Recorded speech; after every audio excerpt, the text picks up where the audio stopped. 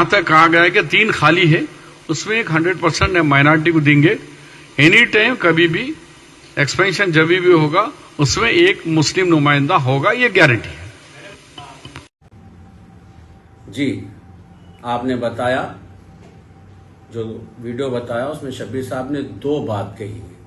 एक कि अनकरीब एक एक्सपेंशन होने वाला है जिसमें 3 मिनिस्टर में से 1 माइनॉरिटी को दिया जाएगा मिनिस्ट्री। और दूसरी बात उन्होंने ये कही कि भाई ऐसा मत कहो कि कांग्रेस ने माइनॉरिटी को कुछ नहीं किया, माइनॉरिटी को कांग्रेस ने रिजर्वेशन दिया है 4%। ठीक है, मैं आपको शब्बीर साहब, आपको और कांग्रेस के तमाम माइनॉरिटी लीडर से और तेलंगाना के वो तमाम इंटेलेक्चुअल्स, माइनॉरिटी उलमास, दानिश्वरों से भी सवाल करता हूं कि कांग्रेस के 60 महीनों की हुकूमत में जो 20 महीने बगैर माइनॉरिटी मिनिस्टर के तुम्हारे चीफ मिनिस्टर ने, जो आरएसएस के तालिम इल्म हैं, जो बगैर माइनॉरिटी मिनिस्टर के 20 महीने गुजारे, वो क्या आप बता सकते हैं कि इन 20 महीनों में हमारी माइनॉरिटीज का कितना नुकसान हुआ है? क्या आप अपने गिरेबान में झांक कर देखते हैं कि जैनूर के फसाद से लेकर निजामाबाद के मस्जिदों में तोड़मताड़ी की गई, वानापट्टी में मासूम बच्चियां जो स्कूल में जुम्मे की नमाज के लिए अदा करने के लिए ठहरे थे, उन्हें रोका गया, मेदक के मदरसे में घुसकर मारा गया, मोइनाबाद की मस्जिद पूरी शहीद कर दी गई। मॉब लंचिंग जैसी चीज जो नॉर्थ की जिद्दत थी वो तेलंगाना में होना शुरू हो गई। क्या आप देखते हैं कि एक भी माइनॉरिटी लीडर बखौले खुद तुम्हारे कोई भी सामने आया 20 महीनों में? अगर से एक मिनिस्टर होता तो ये लोग रिप्रेजेंटेशन देते, और वो क्योंकि माइनॉरिटी से ताल्लुक रखता, कम से कम अपने खल्क की सुकून के लिए एक फोन करता डिपार्टमेंट को, रिव्यू लेता डिपार्टमेंट से, डिपार्टमेंट को थोड़ा खौफ रहता कि एक है पूछने वाला। मगर ऐसा 20 महीने में कुछ नहीं हुआ। और क्योंकि अब एक हमारा जबरदस्त कायद का इंतकाल हुआ है, जुबलीस कॉन्स्टिट्यूंसी के एमएलए का, जो वहां पर बाई इलेक्शन आने वाला है, हो सकता है खैरताबाद में भी बाई इलेक्शन आए, और जो जीएचएमसी का इलेक्शन आने वाला है, जो लोकल बॉडीज का इलेक्शन होने वाला है। अब आपको माइनॉरिटी मिनिस्टर याद आया, जुबलीस में 1,15,000 मुस्लिम वोट है, अब आपको माइनॉरिटी मिनिस्टर याद आया। अब आपका चीफ मिनिस्टर आपको आगे किया, जाओ बात करो। शब्बीर साहब, अवाम देख रही है आपके और आपके कायद के जो छुपे हुए इरादे थे, वो 20 महीने में अवाम के सामने जाहिर हो चुके हैं। अब अवाम आप पर भरोसा नहीं करने वाली है। आपको बड़ा शौक है आपके चीफ मिनिस्टर को, आप लोगों को, काम तो करते नहीं आप लोग, मगर सवालों का चैलेंज करते और दिल्ली भाग जाते।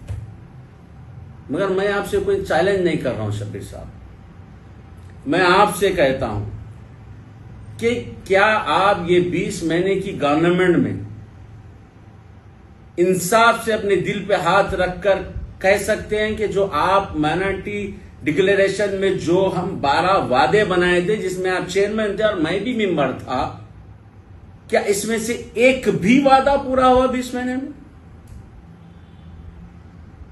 जो बजट 4,000 करोड़ का जो आपने बनाया था वो पूरा हुआ? और ये जो बजट आप जो दे रहे हैं 2 साल से, आप बता सकते हैं कि हकीकत में कितना अब तक वो बजट इस्तेमाल हुआ? मौलाना आजाद तोहफे तालीम बोलकर आप एक स्कीम बनाए थे, उसके तहत किसी एक को भी फायदा पहुंचाया गया? राजीव युवा विकासम के तहत माइनॉरिटी के 940 करोड़ पे उस स्कीम के लिए महफूज रखे थे, क्या उसमें से किसी एक को दिए? खाली माइनॉरिटी स्विंग मशीन बांट लेते फिर रहे। आप जो कौम को फायदा पहुंचाने के वादे किए थे, क्या वो आपने किया? ये 12 वादों में से किसी एक वादे को भी आप इंप्लीमेंट किए? क्या आपने कभी रिव्यू मीटिंग ली? एक मीटिंग हिम्मत करके वक्त पे किए थे, उसके बाद से ऊपर से तुम्हारे को रेवंत रेड्डी के पास से क्या आया नहीं मालूम। कोई माइनॉरिटी मीटिंग, रिव्यू मीटिंग नहीं होती। 20 महीने गुजार दिया सीएम चीफ मिनिस्टर आपके बगैर हमारे रिप्रेजेंटेशन के, मगर आप लोगों को जरी शर्म नहीं आई? आप किस कांग्रेस की बात करते हैं? रिजर्वेशन की बात करते हैं। राजशेखर रेड्डी के जमाने में रिजर्वेशन आया था कहते हैं। अरे राजशेखर रेड्डी के जमाने में 2 मिनिस्टर, 4 एमएलसी, 2 राज्यसभा एमपी थे। क्या आप तेलंगाना में 3 मिनिस्टर एक्सपेंशन आने वाले, क्या आप 2 मिनिस्टर देने वाले? क्या 3 के 3 पूरे माइनॉरिटी को मिनिस्टर देंगे? क्योंकि 20 महीने नहीं दिए तो 3 मिनिस्टर देने वाले आप लोग? गुमराह कर रहे हैं आप। क्योंकि इलेक्शन आ रहा है, हमारी कौम भोली है, अब उनके सामने कुछ भी बोल दो। नहीं ना, मजा चकाएंगे शफीक साहब, आपके रेवंत रेड्डी को मजा चकाएंगे जुबली हिल्स में। जिस तरह केटीआर साहब को सवाल करने के बाद दिल्ली जाना पड़ा भाग के, उसी तरह जुबली इलेक्शनों में जब सवालों का बौछार हो जाएगा फिर दिल्ली चले जाएगा। ये आप देखेंगे आप। और आप बात करेंगे, कहते हैं कि 4% रिजर्वेशन में जो हमने फायदा पहुंचाया, बिल्कुल हुआ हूं, इससे कोई वो नहीं है, कोई पूछ रहा आपसे। मगर वो सेक्युलर कायदा थे। मगर हम जो बात कर रहे हैं वो यही कर रहे हैं कि कांग्रेस के चोले पे एक आरएसएस का आदमी आकर बैठ गया है हाई कुर्सी पे, उसके बारे में हम बात कर रहे हैं। जो आप सबको भिड़ा के, पूरे माइनॉरिटी लीडरों को भिड़ा के 20 महीने आरएसएस की जो तालीम लेके आके बैठा था, वो लेकर जो है आप लोग भिड़ा के अपनी कुर्सी पे मजे से बैठा हुआ है। आपको वो समझ में नहीं आ रहा, वो नहीं दिख रहा आपको।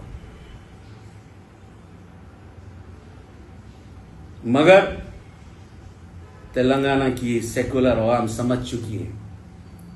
केसीआर साहब ने हमारे बुनियादी बच्चों की तालीम में दीनी और दुनियावी तालीम टिमरिस के जरिए रखी।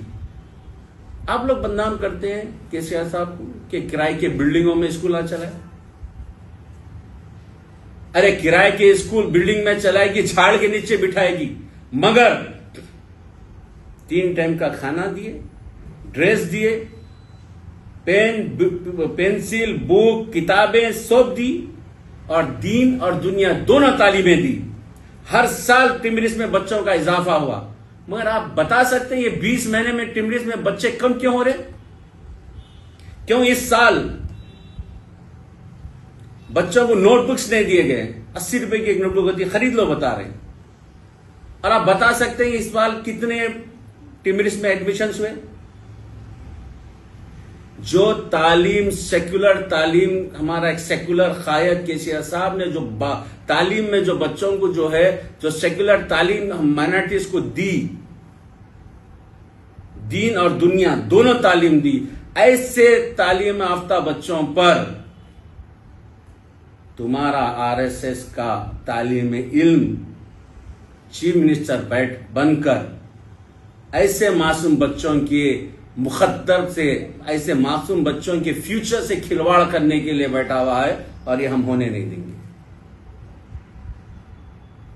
तेलंगाना का इलेक्शन, जुबली हिल्स का बाई इलेक्शन, इसका मुंह तोड़ जवाब देगा।